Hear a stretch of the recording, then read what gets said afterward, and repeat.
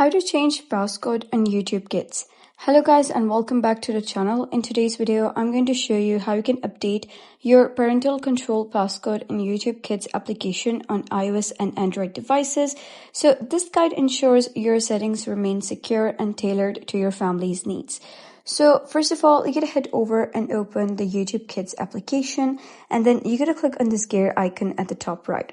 By default, they're gonna give you a maths question as your passcode. So 4 multiplied by 7 is 28. So I'm gonna type down 28 and click on submit, and they're gonna grant you access to settings. And you gotta scroll down and click on set custom passcode, and then you gotta type down the 4-digit passcode. So I'm gonna type this down over here, and then you gotta type it down again. And now you can see the new passcode is set. Now, when you go back and click on this gear icon again, instead of solving the maths problem, you gotta type down the passcode. So I'm gonna type in the passcode, and they'll grant the access to settings.